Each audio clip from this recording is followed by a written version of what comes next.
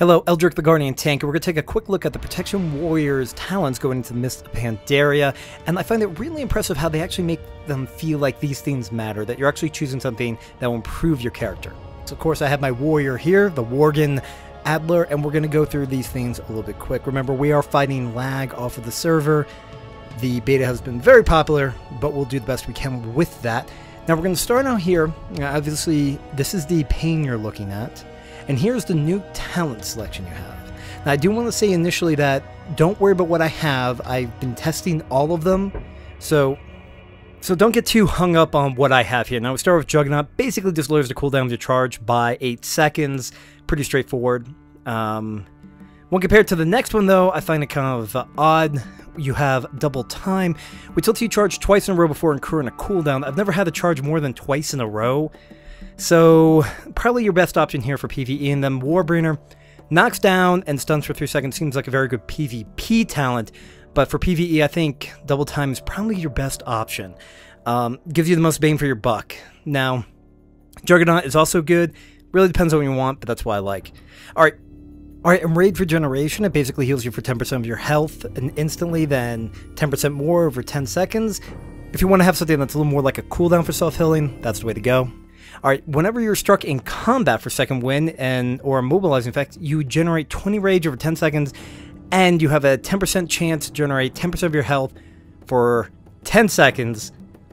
Pretty decent. Kind of a mismatch of what we used to have in the past. Then you got Impending Victory, which is what I like, which is a strike. It's on the cooldown, but it heals you, and you can kind of boost that up through your glyphs a little bit. I prefer that. Second wind is good. Impending Victory is good, or you want a cooldown. Any of these are perfectly good options. Really depends on what you want. Alright? That's the whole point here. Staggering Shout. All enemies within 20 yards are snared and become rooted for 5 seconds. Has utility. I've liked it when I need to run away for something, or I have a large group of ads that I'm dealing with. So it has utility there. Not too bad. Now, Piercing How. All enemies are flying within 20 yards, reducing their movement speed by 50%. Again, has a pretty good utility there depending on what you want to do. In Disrupting Shout, interrupts all spellcasting within 10 yards and locks them out for 4 seconds. This one I like the most. To be honest with you, Disrupting Shout, really great bang for your buck. Extra interrupt in the AoE one. As a Blood Elf, you'll get miles between Arcane Turn and that, so very good. Now, Blade Storm, you become a whirling destructive force, striking everything within 8 yards of 70% weapon damage. Every 1 second for 6 seconds. Now, this is good. It's another AoE move, but I'm not seeing AoE being a huge issue, so I don't know if this is really what you want, but it's decent, and you do become immune to movement and parry effects. Not what I would go for. Now, Shockwave's pretty much what you have in game right now. Gets everything in front of you in a frontal cone, stuns from 4 seconds. Great when you're dealing with trash or ads.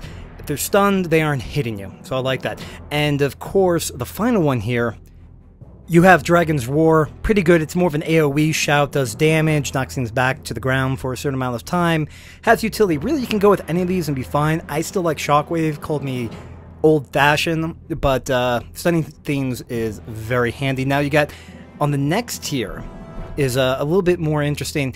You start off with Mass Spell Reflect. Your Spell Reflect protects you from an additional spell and protects the party members within 20 yards of a single spell for 5 seconds. A little more group utility. It sounds kind of... I had trouble getting it off in time, though. The bonus effect that you get for yourself is decent, but not exactly the greatest. And you got Safeguard. Basically, it gives what you care about is a 20% reduction for 6 seconds when you moved in. It also intercepts the next range or melee attack. It's very good. It replaces Intercept. I find this very good. You know, in a raid situation, you can give a cooldown to someone else. You can work this to be very good. Okay, and then Vigilance, which has changed. It's no longer a buff. It's actually a ability that you actually put on someone. It transfers 30% of the damage taken to you for 12 seconds during that duration. Of course, you get your taunt refreshed all the time, and causes you to come in rage. So it's good for returning some of that rage so you can use your other abilities. Give and take. Now, I kind of like the Mass Spell Reflect if you can time it right.